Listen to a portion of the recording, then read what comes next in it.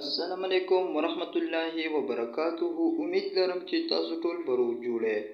دوستانو، نن سبا په ټیک ټاک کې یو څو خلکان راوتي دي چې هغوی په ټیک ټاک کې انتهایی شرمناکې او بې حرمتې ویډیوګانې کوي. هغه ویډیوګانې زموږ نوجوان نسل خرابوي، زموږ نوجوان د هغې نه هم عبرت اخلي او بیا هغه حساب له ویډیوګانې سازوي او زموږ نوجوان نسل خرابوي.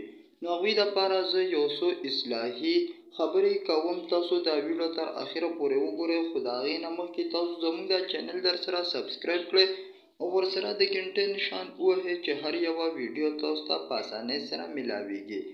ملګرو، نن سبا په ټیک ټاک کې یو څو هلکان راوتي دي چې هغوی د ډانسونو ویډیوګانې کوي او هغه شرمناک ډانس کوي چې هغه زموږ د نوجوان نسل تباه کوي.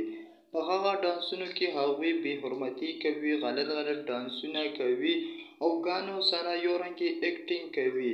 هغې نه زموږ نوجوان نسل هم بیا په حساب له چلونه زده کوي او بیا په ټیک ټاک باندې راځي او هغه چلونه کوي، ډانسونه کوي او بیا په هغې باندې وایرل کېږي او دا نوجوان نسل په دې باندې خرابېږي.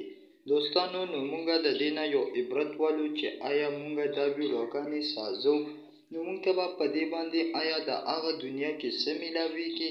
نو هغه دنیا کې به په دې باندې موږ ته یو عبرتناکه سزا میلاویږي، ځکه چې تاسو ډېر خراب اکټینګونه کوئ او ګانې بجانې سره ویډیوګانې سازوئ. نو خدای مو که الله مو که خو چېرې سبا تاسو مړه شوئ، نو تاسو بیا په قبر کې څه عذاب میلاویږي. نو تاسو یو عبرت والئ او داسې ویډیوګانې هېڅکله مه کوئ چې هغې باندې زموږ هغه دنیا خرابه شي او زموږ پې نوجوان نسل هم خراب شي.